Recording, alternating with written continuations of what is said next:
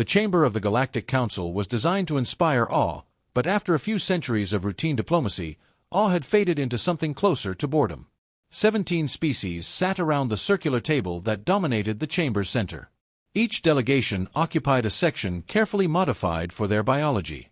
Atmospheric gradients shimmered in invisible layers above the floor. Gravity fields shifted subtly beneath certain seats. Translation emitters hummed quietly, converting dozens of alien languages into a shared stream of understandable sound. For the diplomats present, none of it was remarkable anymore. The KTH delegation clicked their secondary jaws impatiently as the Zir representative finished a complaint about mineral tariffs in the Perseus corridor. The complaint was identical to the one they had made 6 cycles ago, only this time the wording was slightly more dramatic. The Zir enjoyed dramatic wording. Across the table, Ambassador Talveth of the Valori stretched 2 slender limbs and sighed through a breathing membrane. "Your tariff grievance has already been logged," Talveth said calmly. "And debated. And postponed for review. Twice." The Zir representative inflated their thorax slightly. "This revision contains additional economic projections." Several delegates exchanged tired looks. Economic projections meant more numbers, more reports, more committee meetings. The Council had been founded to prevent war between spacefaring civilizations. Over time, it had become something far less exciting, an endless machine for regulating trade disputes, border disagreements, shipping licenses, and bureaucratic technicalities.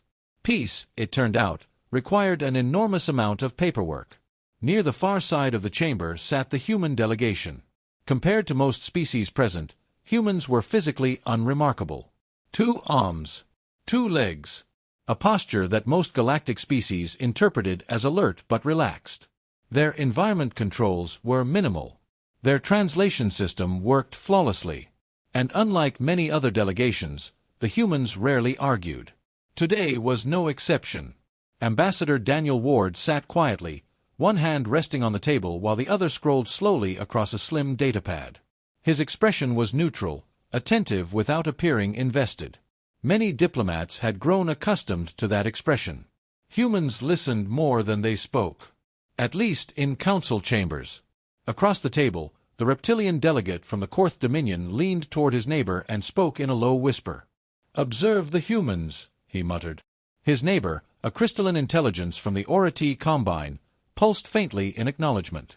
"They have not participated in any discussion today," the Aura-T noted. "Nor yesterday," the Korth replied. "Nor during the trade summit last cycle." The Arathi's internal light flickered thoughtfully. "That is unusual. For decades, humanity had been an active member of the Council. Not dominant, not passive, but steadily engaged. Their diplomats were known for careful negotiation and a peculiar patience that many species found unsettling. Humans rarely rushed decisions. They preferred to think, to analyze, to wait. At the center of the chamber, the presiding moderator raised a limb to restore order. "Delegates," the moderator announced, "we will now move to the next agenda item, interstellar navigation maintenance funding for the Orion Transit Network." Several species groaned audibly. The Orion Transit Network was one of the most heavily used navigation grids in the known galaxy. Maintaining it required constant calibration of thousands of relay stations. The funding debates for those relays happened every cycle. And every cycle they were painfully slow. "Proposals have been submitted by the Terran delegation," the moderator added. That caught attention. Several diplomats turned their gaze toward Ambassador Ward. Humans proposing funding adjustments for infrastructure wasn't surprising. Humanity operated a significant portion of the galaxy's logistical systems. What was surprising was how little they had spoken recently. Ward finished reading something on his datapad. Then he stood. Not dramatically. Not urgently. Just a simple, deliberate motion. The chamber quieted. When humans chose to speak in council sessions, it was usually worth listening. Ward looked around the table calmly. His voice, when it came, was steady. "The Terran Union has submitted a formal document to the Council archives," he said. A soft tone echoed as the document appeared in every delegate's terminal. Several representatives opened it immediately. Ward continued. The document outlines a change in humanity's diplomatic status within the Galactic Council. That phrasing alone caused a ripple of confusion. Talveth leaned forward. "Ambassador Ward," the Valori said carefully, "are you referring to a policy adjustment?" Ward shook his head slightly. "No." He paused. For the first time that day, every delegate in the chamber was paying complete attention. Ward folded his hands behind his back. Then he spoke the sentence that would be replayed across the galaxy within hours. "Effective in 90 standard days," he said calmly, "the Terran Union will withdraw from the Galactic Council." For a moment, nobody reacted. The words existed, but they didn't make sense.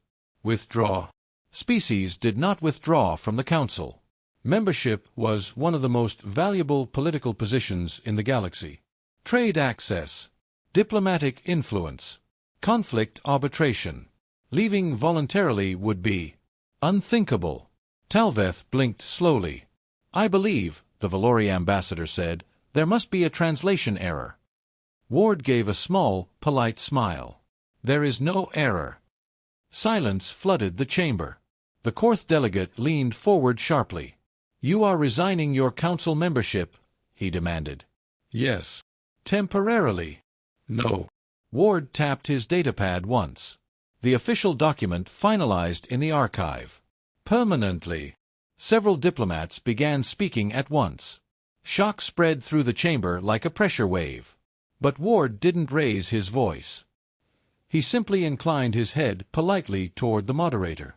"Our notice period is 90 days, he said. Then he turned toward the exit and walked out of the chamber. Behind him, the Galactic Council erupted into chaos. For several seconds after Ambassador Ward left the chamber, no one moved. The massive circular room of the Galactic Council had hosted countless historic announcements. Alliances formed, wars prevented, economic treaties that reshaped entire star systems.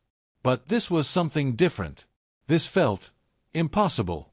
The Valori ambassador, Talveth, stared at the empty doorway where the human diplomat had just disappeared. His breathing membrane fluttered slowly, a sign of deep confusion among his species. Around the chamber, translation emitters struggled to keep up as dozens of voices began speaking at once. "Withdraw. That cannot be correct. Is this a negotiation tactic?" The Korth Dominion delegate slammed a clawed hand against the table. "Order!" he barked. The presiding moderator raised a limb and activated the chamber's control field. Sound dampeners rolled across the room, lowering the chaotic noise into something manageable. "Delegates," the moderator said carefully, "please review the document submitted by the Terran Union." One by one, representatives turned their attention to the text now glowing on their personal displays. At first glance, it was remarkably simple. The document was not dramatic. It was not emotional. It was administrative. Notice of withdrawal from the Galactic Council. Filed under proper legal protocols.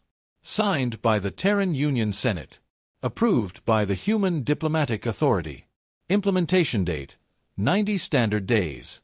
The Aura T crystalline delegate pulsed a sequence of internal lights as it analyzed the legal framework. Verification complete, the Aura T announced. The document is authentic. A murmur spread around the chamber. Talveth leaned forward again. "This must be a political protest," he said. "Perhaps a trade dispute." The Korth delegate snorted. "Over what?" "Transit fees. Resource access." Another diplomat spoke up. "The humans have made no formal complaints recently." That observation caused several delegates to pause. It was true. Humanity had been unusually quiet. Normally, the Terran delegation was involved in infrastructure negotiations, transport regulation, arbitration committees, and technological coordination programs.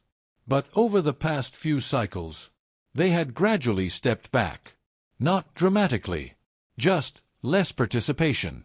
Fewer proposals. Shorter statements. More observation. At the time, most diplomats had assumed the humans were focusing on internal development. Now that assumption felt far less comfortable. Talveth accessed the council archives and began scrolling through recent Terran communications. "Ambassador Ward," he muttered. The Valori searched for the human diplomat's recent speeches. There weren't many. Most of them were brief, professional, non-committal, almost distant. The Korth delegate leaned forward again. "Contact the Terran delegation," he ordered. Immediately. A communications officer opened a channel to the human embassy station orbiting the Council's capital world. The call connected within seconds. A human administrative officer appeared on the screen. "Terran Diplomatic Office," she said calmly. "This is the Galactic Council," the moderator announced. "We request clarification regarding the withdrawal notice submitted by Ambassador Ward." The human woman nodded politely. "The notice is accurate." Several delegates reacted instantly. "You are abandoning Council membership?" the Korth demanded. "We are withdrawing from it," she corrected. "Why?" The woman's expression remained neutral. "The explanation is contained in the document." Talveth skimmed the text again. There was no explanation. Just legal procedures. "This is unacceptable," the Korth snapped. "The Council requires justification for such an action." The human administrator tilted her head slightly. "With respect," she replied, "the Council Charter does not require justification for voluntary withdrawal." The Orati delegate pulsed confirmation lights. "That is correct." The Korth slammed his claw against the table again. "This decision will disrupt trade across hundreds of systems." "It may," the human woman agreed. The Valori ambassador leaned forward. "Ambassador Ward did not mention any grievances," Talveth said carefully. "If humanity has concerns, the Council is prepared to discuss them." The human administrator nodded again. "That is appreciated. Then what concerns led to this decision?" The woman paused for half a second. Not long enough to appear evasive. Just long enough to suggest careful phrasing. The decision was not based on a single concern. "That answer is insufficient," the Korth growled. The human administrator remained perfectly calm. "The Terran Union has provided 90 days' notice as required by Council law." She folded her hands. "Our diplomatic obligations will remain active during that period." Talveth narrowed his eyes. "You are not reconsidering?" "No." "Negotiations?" "No." "Discussion?" The human woman smiled faintly. "The decision has already been made." The chamber fell silent again. Talveth felt an unfamiliar tension building in his chest. Humans were usually pragmatic negotiators. They liked compromise, trade adjustments, gradual policy changes. But this was absolute. The moderator tried one final question. "Is humanity leaving the Council because of a conflict with another member species?" "No." "Because of economic disagreements?" "No." "Because of political disputes?" "No." The human administrator looked directly into the camera. "The Terran Union simply no longer requires Council membership." That sentence landed like a gravitational shockwave. For a moment, nobody responded. Talveth felt something cold forming in his thoughts. The humans didn't say they disliked the Council. They didn't say they disagreed with it. They said they didn't need it. The moderator cleared his throat. "We request that Ambassador Ward attend an emergency session." "I will relay the request," the human administrator replied. "Will he attend?" The woman paused again. Then she answered calmly. "That will depend on his schedule." The transmission ended. Silence filled the chamber once more. Finally, the Orati delegate spoke. "A civilization does not abandon its primary diplomatic institution without preparation." Talveth slowly leaned back in his seat. "Yes," he said quietly. Across the chamber, dozens of diplomats stared at the withdrawal document glowing on their displays. Something about it felt wrong. Not the decision. The confidence behind it. Humans had not made this announcement like a species walking away from power. They had made it like a species walking away from something unnecessary. And that thought was far more disturbing. The emergency session began less than 2 hours later. Every member delegation of the Galactic Council was present. Even species that normally sent secondary representatives had dispatched their senior diplomats. The chamber that earlier that day had been bored and routine now carried a tension so thick it felt almost physical. But one seat remained empty. The human seat. A quiet murmur filled the room as delegates watched the vacant position. Talveth of the Valori noticed the symbolism immediately. Humans understood diplomatic theater very well. Leaving that chair empty during an emergency session sent a message more powerful than any speech. The council was discussing humanity. And humanity was not participating. The Korth Dominion representative slammed his claw against the table again. "This is unacceptable," he growled. "The Terran Union cannot simply abandon the council without explanation." Technically, the crystalline Orati delegate replied, "They can." "That is irrelevant." "No," the Orati said calmly. "It is extremely relevant." Talveth leaned forward. "Let us focus on the real question," he said. "Why?" The chamber quieted slightly. Every diplomat present had asked the same question since Ward's announcement. Why would a rising power voluntarily abandon the most influential political institution in the galaxy? The Korth delegate snorted. "It is leverage," he said. "A negotiating tactic." "For what?" Talveth asked. "Power. They already have a council vote." "Then more power." The Orati pulsed softly. "That hypothesis lacks supporting evidence." Another delegate spoke up, the insectoid representative of the NYTH collective. "Perhaps the humans are offended," she suggested. "There have been disagreements regarding their expansion permits." Talveth considered that. Human expansion into outer sectors had indeed been debated frequently. Some species were uncomfortable with the speed of Terran development. But still, that didn't feel large enough. "You believe they are abandoning the council over paperwork delays?" Talveth asked. The NYTH clicked her mandibles uncertainly. "When phrased that way, no." The Korth leaned back in irritation. "Then what?" Silence answered him. Finally, the Orati delegate projected a datasphere into the center of the table. "Observation," the crystalline intelligence said. The holographic sphere expanded into a star map of known space. Thousands of glowing points appeared. "Human economic activity," the Orati explained. Talveth tilted his head. "That data is public." "Yes. And?" The Orati adjusted the display. Trade routes appeared. Cargo lanes. Relay stations. Construction hubs. Maintenance platforms. Talveth watched the map carefully. Humans had always been active traders. Their logistics companies were famous for efficiency. But something about the display felt strange. "Zoom the outer sectors," Talveth requested. The Orati complied. More routes appeared. More stations. More signals. The Korth frowned. "What exactly are we looking at?" The Orati pulsed thoughtfully. "Patterns." Talveth leaned closer. Human trade networks stretched across dozens of sectors. That wasn't unusual. But the density of the network, that was. The human lines connected regions that normally relied on council infrastructure. Transit relays. Navigation beacons. Communication nodes. Talveth felt a faint unease forming. "Where did you obtain this data?" he asked. "Public Trade Registry." The Valori ambassador frowned. "That registry does not normally include infrastructure ownership." "Correct. Then how did you identify these stations?" The Orati pulsed once. "Cross-referencing." Talveth stared at the map again. Then he noticed something. "Highlight human-owned maintenance contracts." The display changed.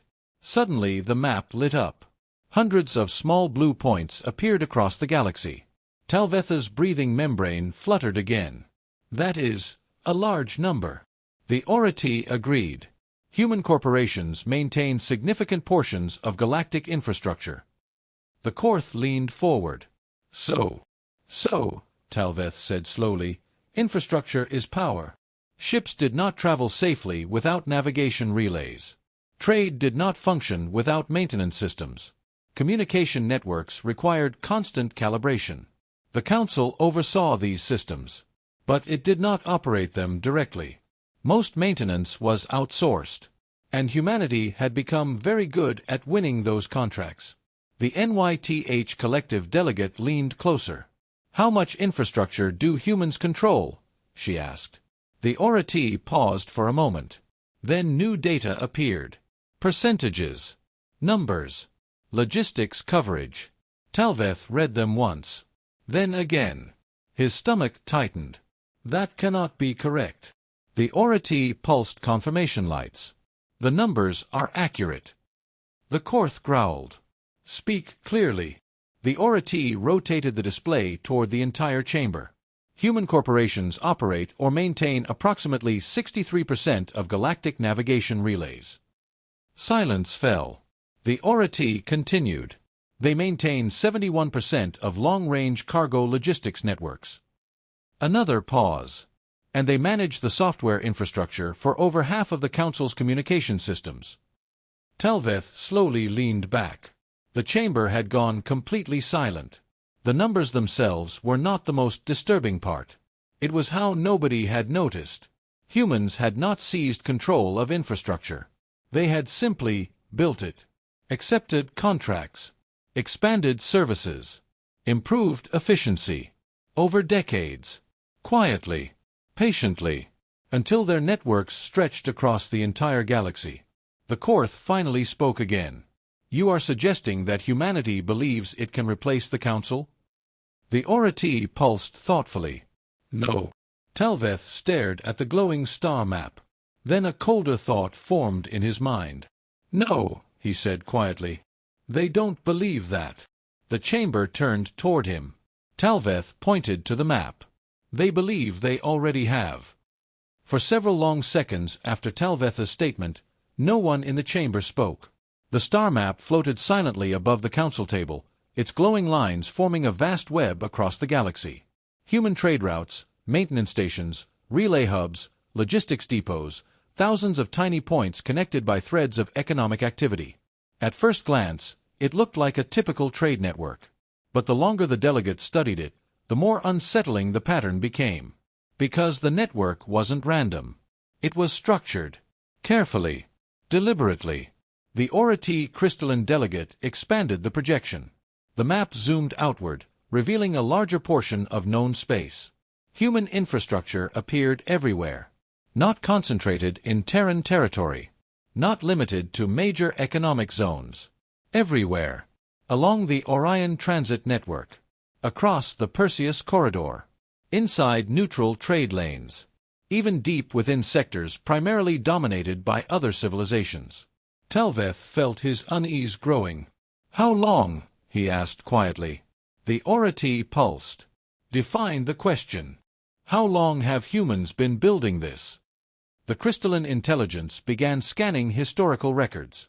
After a moment, the answer appeared in the projection. First Terran infrastructure contract, 83 standard years ago. Several delegates reacted immediately. "That is shortly after their admission to the Council," the NYTH representative said. The oratee confirmed the observation. "Yes." The display continued updating. More data points appeared. Cargo fleet expansion. Relay station construction. Software management contracts. Maintenance agreements. Talveth watched the timeline unfold. At first, human involvement had been modest. A few contracts. Small logistics firms. Maintenance services in remote sectors. Nothing remarkable. Then the numbers began to grow. Gradually. Quietly. Human companies had gained reputations for reliability. Their logistics algorithms were efficient. Their engineers were known for solving infrastructure problems faster than most galactic contractors. So the Council kept awarding them more work. More routes. More systems. More responsibility. Year after year. Decade after decade. Until the map looked like it did now. The Korth delegate leaned closer to the display. "This is just trade," he insisted. "Trade does not equal control." Talveth pointed at a cluster of glowing stations along a major transit lane. "That relay chain is responsible for navigation across 12 star systems," he said. The oratee confirmed. "Correct. And humans maintain it?" "Yes." Talveth gestured toward another cluster. "And that one?" Also Terran-operated. The Korth's claws tightened slightly. That still does not prove anything. The Aura-T pulsed again. Additional data available. The projection shifted. New statistics appeared. Navigation relay maintenance, 63%. Cargo logistics networks, 71%. Deep space communication software, 52%. Transit route calibration, 58%. The chamber grew very quiet. Talveth stared at the numbers. This is extraordinary. The NYTH collective delegate clicked her mandibles slowly. How did we allow this? The Aura-T answered simply. You did not prevent it. And that was the truth. No one had stopped humanity because there had never been a reason to. The Terrans had simply been better at running the infrastructure. Their maintenance crews responded faster. Their software updates were more stable. Their logistics systems reduced shipping delays. Hiring human contractors had become standard practice across the galaxy. The Council itself used Terran-managed networks. It had always seemed practical, efficient, harmless. Until now. Talveth leaned forward again. Simulate infrastructure loss. The Aura-T hesitated. That scenario may cause unnecessary alarm. Run it. The crystalline intelligence complied. The star map changed again. Human-controlled systems faded from the projection. One by one, glowing points disappeared. Navigation relays vanished. Cargo networks collapsed. Communication nodes went dark. The web of infrastructure shrank rapidly. Talveth felt his chest tighten. Entire sectors suddenly looked empty. The Orion transit network fractured. Trade corridors broke into disconnected fragments. Several remote colonies lost all navigation coverage. Shipping routes vanished. Logistics chains failed. The map looked like a body whose nervous system had been removed. The Korth stared in disbelief. That simulation is exaggerated. It is conservative, the Aura-T replied. Silence followed. Then Talveth asked the question none of them wanted to say aloud. If humanity leaves the Council, will those systems remain operational? The Aura-T paused for several seconds. Processing. Analyzing. Then it answered. Unknown. The chamber erupted in nervous voices again. They cannot simply abandon half the galaxy's infrastructure. They signed maintenance agreements. They are obligated to fulfill them. Talveth slowly shook his head. No. The chamber quieted. The Terran withdrawal notice included 90 days' notice. He tapped the table. That is the standard termination period for infrastructure contracts. The realization spread across the room like ice. Humans had not just resigned from the Council. They had started a clock. 90 days. After that, the Korth delegate leaned forward again. You are suggesting that humanity will dismantle its infrastructure? Talveth thought carefully before answering. No.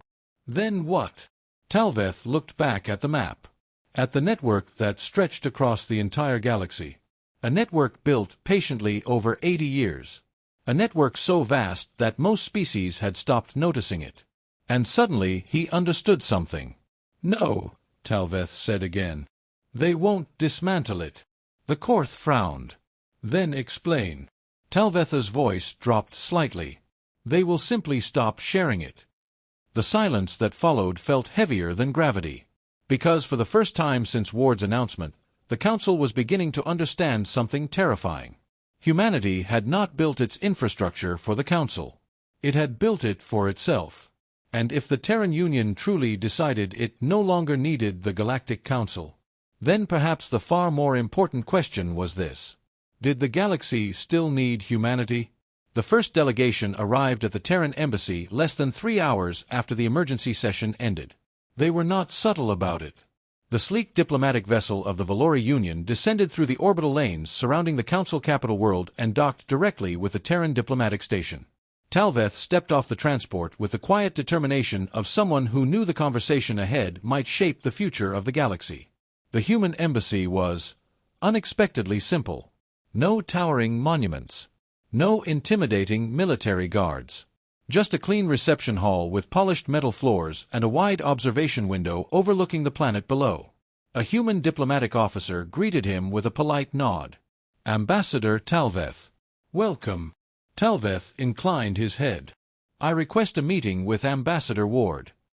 The human officer consulted a small tablet. He is expecting you. That surprised Talveth slightly. Expecting? Yes.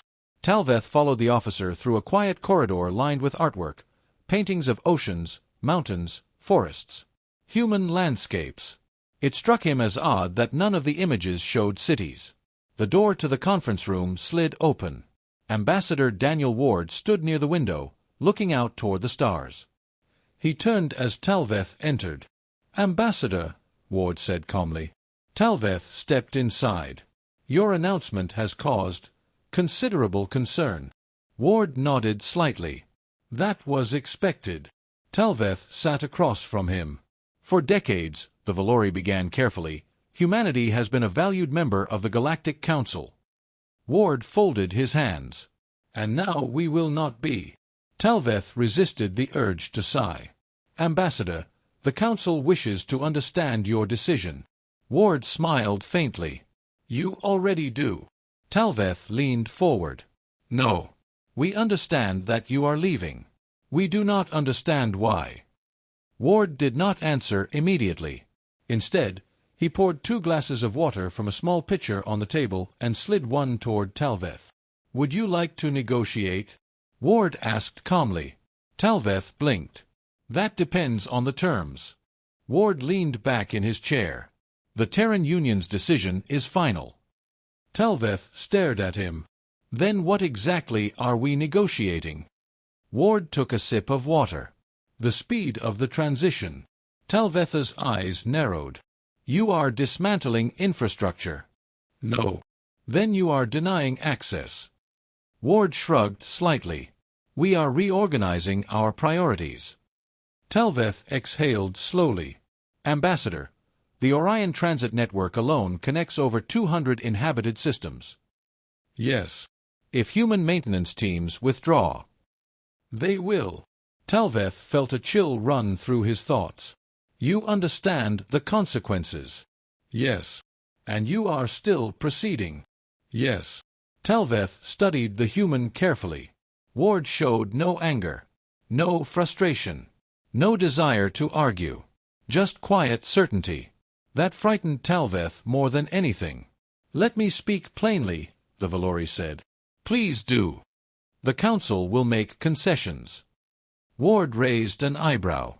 Talveth activated a small holographic display. A document appeared between them. Trade restrictions on Terran expansion will be removed. Ward glanced at the text. Continue. Human corporations will receive priority infrastructure contracts. Ward nodded slightly. Continue. The Council will approve the Terran request for expanded shipping rights in the outer sectors. Ward leaned back. Talveth waited. Finally the human spoke. That is a generous offer. Then reconsider your withdrawal. Ward shook his head. The decision stands. Talveth frowned. You have not even discussed the details. They are irrelevant. Talveth felt frustration rising. Ambassador, these concessions represent years of negotiation. Ward smiled faintly again. I am aware. Then why reject them? Ward looked toward the stars again. Because they solve a problem we no longer have. Talveth sat very still. You requested those policies yourself. 40 years ago. The Valori ambassador blinked slowly. You cannot mean. Ward interrupted gently. The galaxy moves slowly, Ambassador. Talveth felt the meaning forming before Ward finished the sentence. But humans, Ward continued, do not always move at the same speed. Talveth stared at him. You planned this. Ward did not deny it. You built an infrastructure network, Talveth continued slowly. Yes. Across nearly every sector. Yes. For decades. Ward nodded. Talveth felt something cold settle into his thoughts. And now, he said quietly, you no longer need the Council's permission to operate. Ward placed his empty glass on the table. Permission, he repeated thoughtfully. Talveth realized something terrible. Humans had spent 80 years building independence, while everyone else assumed they were simply participating in the system. The Valori ambassador activated another document. This is only the first offer. Ward raised an eyebrow again. The Council is prepared to negotiate further. Such as? Talveth hesitated. Then he said the thing no diplomat expected to say. We will consider granting humanity a permanent council seat. Even the Terrans had never held that level of power. Ward studied the proposal. Talveth waited. Finally the human leaned forward. Ambassador Talveth. Yes. That is a very generous offer. Talveth felt hope rising. Then we can. Ward shook his head. But you are about 40 years too late. The room fell silent. Talveth slowly leaned back. Outside the window, stars moved silently through the blackness of space. For the first time since humanity joined the Council, the Valori ambassador understood something deeply unsettling. Humans had not been negotiating for power all these years. They had been preparing for the moment when they no longer needed it. The emergency council chamber had never been this quiet. Delegates who normally argued over minor trade regulations now sat in complete silence as Talveth finished describing his meeting with Ambassador Ward. The Valori ambassador's voice echoed softly across the chamber. And that was his response. Several diplomats shifted uneasily in their seats. The Korth Dominion representative leaned forward slowly. He refused a permanent council seat. Yes. That position has never been offered to a non-founder species. I reminded him of that, Talveth replied. And? Talveth paused before answering. He said it would have mattered 40 years ago. The chamber filled with quiet murmurs. 40 years. That number hung in the air like a shadow. Because everyone present understood what it meant. 40 years ago, humanity had still been a developing interstellar power.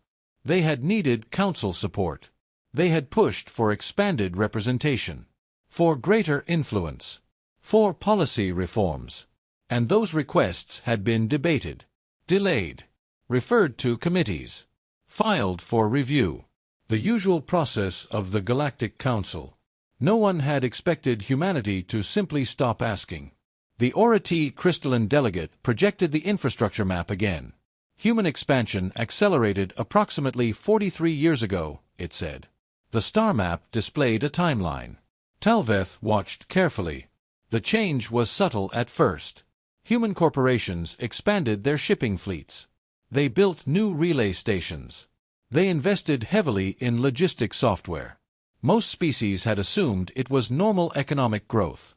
But the pattern now looked different. Because the growth never stopped. Every year more routes. More stations. More maintenance contracts. More networks. Not explosive expansion. Steady expansion. Deliberate expansion. The kind of growth that only happened when a civilization had a long-term plan. The Korth delegate frowned. You believe the Terrans began preparing for this decades ago? Talveth answered quietly. Yes. Another delegate spoke. But why now? Talveth considered the question. The truth was simple. Because they are finished. The chamber fell silent again. Finished. Not angry. Not protesting. Finished. The Aura-T pulsed softly. A civilization does not abandon influence without gaining greater influence elsewhere. Talveth nodded. Exactly. The Council had assumed the Terrans were trying to increase their power within the system. But that assumption now seemed naive. Humans had not been strengthening their position inside the Council. They had been building something outside it. Something bigger. Something independent. The Korth delegate leaned back in frustration. This makes no sense. Talveth looked directly at him. Does it not? The Korth growled. The Council governs trade, diplomacy, navigation law, conflict arbitration. Talveth interrupted. And who operates the ships? The Korth stopped speaking. Talveth continued calmly. Who maintains the navigation relays? No answer. Who calibrates the transit corridors? Silence. Talveth gestured toward the glowing star map. The Council writes rules, he said. Humans built the roads. That realization spread slowly across the chamber. For centuries, the Council had believed itself to be the center of galactic civilization. The authority. The organizer. The structure that held everything together. But infrastructure was different. Infrastructure was not laws. It was systems, routes, connections. The invisible architecture that allowed civilization to function. And that architecture had been built quietly by humans. The NYTH collective delegate spoke hesitantly. If humanity withdraws from the Council, what happens to their infrastructure networks? Talveth answered carefully. They will not disappear. Then what? They will become private. The meaning hit instantly. Private networks meant controlled access. Controlled access meant influence. The Aura-T pulsed again. Simulation updated. The star map changed. Human infrastructure remained active. But now access permissions appeared. Large sections of the galaxy turned gray. Trade routes dimmed. Transit corridors narrowed. Entire sectors lost priority navigation access. The Korth stared in disbelief. That would cripple commerce. Yes, Talveth said quietly. And humans would not need to fire a single weapon. The moderator finally spoke. We must convince them to remain. Talveth shook his head slowly. We already tried. Then we try again. With what? The chamber fell silent. Because they had already offered the greatest reward the Council possessed. A permanent seat. Political authority. Influence. Respect. And the Terrans had rejected it without hesitation. Talveth stared at the glowing star map again. For decades, the Council had believed humanity was asking for a place among the galaxy's leaders. But that had never been the real goal. Humans had been building something far more powerful than political authority. Independence. True independence. The kind that did not require permission from anyone. The moderator looked around the chamber. There must be something humanity still wants. Talveth thought about Ward's calm voice. His quiet confidence. The certainty behind every word. And the Valori ambassador slowly realized something unsettling. Perhaps, Talveth said quietly, the more important question is not what humans want. The chamber turned toward him. Talveth looked at the countdown timer displayed in the Council archive. Terran withdrawal. 86 days remaining. He finished the sentence softly. But whether they still need anything from us at all. The first problem appeared 12 days after the announcement. It was small.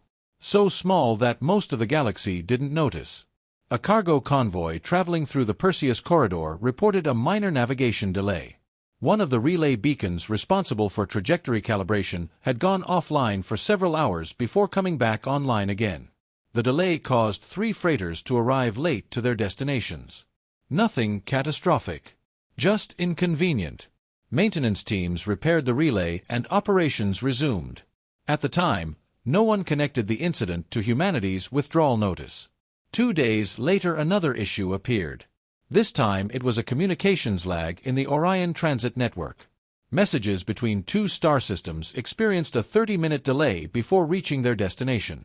Technicians traced the problem to outdated synchronization software running on a relay station. The patch normally would have been deployed automatically. But the system had not updated. Again, it was a small issue. Easily fixed. Still, several administrators noted something unusual. The software responsible for that relay had been developed by a Terran logistics firm. 3 days later the shipping company Valari Freight Consortium reported that several cargo routes had been temporarily suspended. The explanation was simple. Human maintenance crews responsible for those routes had completed their contracts and departed the stations. Replacement teams were expected to arrive soon. But they didn't. Other contractors were slower. Less efficient. Schedules began slipping. Minor delays accumulated across multiple sectors. Still nothing dramatic. Still nothing that could be described as a crisis. But the pattern was beginning to emerge. 20 days after the Terran announcement, the Galactic Council convened another emergency session. The chamber felt different now. Less angry. More uneasy. Talveth stood before the assembled delegates and activated the latest infrastructure report. Numbers appeared above the table. Transit delays. Communication interruptions. Maintenance gaps. Logistics slowdowns. Individually, each number was small. But together they told a story. Human infrastructure teams have begun withdrawing from several maintenance contracts, Talveth explained. The Korth delegate frowned. They are still within the 90-day notice period. Yes. Then they cannot terminate contracts early. They have not. Talveth expanded the report. Every affected system had technically reached the end of its service agreement. Humans had simply chosen not to renew them. The NYTH collective delegate clicked her mandibles nervously. Surely other contractors will replace them. They are trying, Talveth said. But Terran companies managed nearly 70% of the sector's infrastructure. The Korth leaned forward. 70%? Yes. And you are telling us the galaxy does not have enough technicians to replace them? Talveth answered quietly. Not immediately. Infrastructure specialists required training. Navigation engineers required certifications. Logistics algorithms required constant optimization. Human companies had spent decades refining these systems. Replacing them overnight was impossible. The Orati delegate pulsed softly. Additional economic data available. The projection shifted again. Trade volume graphs appeared. Several major routes showed small but measurable declines. Shipping delays had increased by 12%. Fuel costs had risen slightly due to longer navigation calculations. Insurance premiums for cargo carriers were beginning to climb. Again, none of it was catastrophic. But the direction of the trend was clear. Civilization was slowing down. The moderator spoke carefully. Have we received further communication from the Terran Union? Talveth nodded. They have confirmed that additional contracts will expire within the next 60 days. The Korth slammed his claw on the table again. This is deliberate sabotage. Talveth shook his head. No. They are crippling our infrastructure. They are fulfilling their agreements exactly as written. The Korth stopped speaking. Because that was the truth. Humans were not breaking any laws. They were simply walking away from responsibilities that the galaxy had grown accustomed to them handling. A quiet voice spoke from the far end of the chamber. It belonged to the Orati. A civilization's dependence on external systems often becomes visible only after those systems disappear. Talveth nodded slowly. That is precisely what is happening. The Council had never noticed how deeply humanity's infrastructure was embedded within galactic civilization. Not until it began to withdraw. The Valori ambassador activated another simulation. This one projected 60 days into the future. More contracts expired. More human technicians departed. More networks slowed. The map of trade routes did not collapse. But it thinned. Important connections disappeared. Shipping lanes narrowed. The galaxy still functioned. Just less efficiently. The Korth leaned back in his seat. So what do we do? Talveth hesitated. Because the obvious answer was the most difficult one. We ask them to stay. We already did. Yes. And they refused. Talveth stared at the slowly changing star map. Then he said something that surprised the entire chamber. There may be one person left who can explain their reasoning. The moderator looked at him. Who? Talveth folded his hands. The architect. The architect of what? Talveth pointed at the glowing web of human infrastructure stretching across the galaxy. The person who designed this network. The chamber fell silent. Because if humanity had truly spent 80 years building a system capable of replacing the Galactic Council's influence, then someone had planned it. Someone had designed the strategy. And if the Council wanted to understand why humanity was leaving, they needed to speak with the mind that had built the future the rest of the galaxy was only now beginning to see. The ship that carried Talveth to the outer system was small. That alone surprised him. The Valori ambassador had expected something larger, some grand headquarters for the architect of humanity's infrastructure empire. Instead, the navigation coordinates led to a quiet station orbiting a dim yellow star nearly 40 light-years from the council capital. The station itself looked ordinary. A few docking rings, maintenance modules, a communication tower. Nothing about it suggested that decisions made here had reshaped the economic structure of the galaxy. Talveth stepped off his shuttle and followed a human guide through the station's corridors. They were simple, functional. No decorations, no symbols of power. The guide finally stopped outside a door. "He's waiting inside," she said. Talveth entered. The room was smaller than he expected. A single desk, several screens, a wide window showing the slow glow of the star outside. And sitting calmly behind the desk was an elderly human. His hair had turned gray long ago, and his posture carried the quiet fatigue of someone who had spent decades thinking more than sleeping. But his eyes were sharp, very sharp. "Ambassador Talveth," the man said. "You know who I am." The human smiled faintly. "I've followed council politics for a long time." Talveth approached the desk. "You are the architect." The human leaned back slightly. "That depends on what you mean by architect." "The infrastructure network," Talveth said. "The one stretching across half the galaxy." The man nodded slowly. "I helped design the early logistics models." Talveth studied him. "You planned this." The human did not respond immediately. Instead, he turned one of the screens toward Talveth. A star map appeared. The same network the council had been studying for days. Trade routes, relay stations, navigation chains, communication hubs, the nervous system of galactic civilization. "We began building the first logistics algorithms 83 years ago," the human said. Talveth stared at the map. "Why?" The man folded his hands. "Because we were asking the wrong question." Talveth tilted his head slightly. "What question?" The human looked out the window at the distant stars. "For decades," he said quietly, "human diplomats asked how we could gain influence within the Galactic Council." Talveth nodded. "That is the purpose of diplomacy." The human smiled faintly.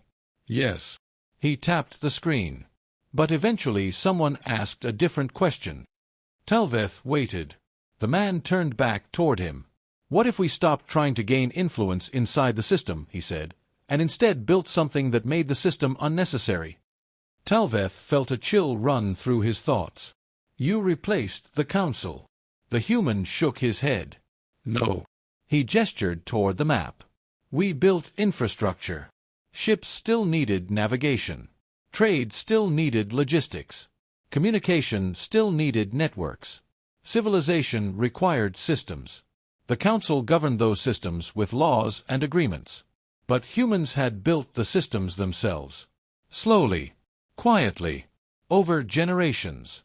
We never needed to control the council," the human continued. "We only needed to build something that didn't depend on it." Talveth stared at the glowing web across the galaxy. "All this time," he said quietly, "we thought humanity was asking for power." The human chuckled softly. "We were." Talveth frowned. "But not the kind you were offering." The room fell silent. Outside the window, a cargo ship passed slowly across the stars. Its navigation signals flashed briefly on the station's monitors. Another vessel traveling along a route built by human logistics networks. Talveth finally asked the question that had been haunting the council for weeks. "Why leave now?" The human leaned back in his chair. "Because the network is finished." Talveth looked at the map again. It truly did reach everywhere. Across hundreds of systems. Through every major trade corridor. Linking entire civilizations together. "And the council?" Talveth asked. The human shrugged gently. "It served its purpose." Talveth hesitated. "You realize the galaxy depends on your infrastructure." "Yes." "Then you hold enormous power." The human shook his head. "That's the part most species misunderstand." Talveth frowned. "Explain." The man leaned forward slightly. The most powerful force in the galaxy isn't military strength. He tapped the glowing web of infrastructure one last time. It's patience. Talveth followed his gaze across the star map. For 80 years, humanity had built something the rest of the galaxy barely noticed. Not fleets.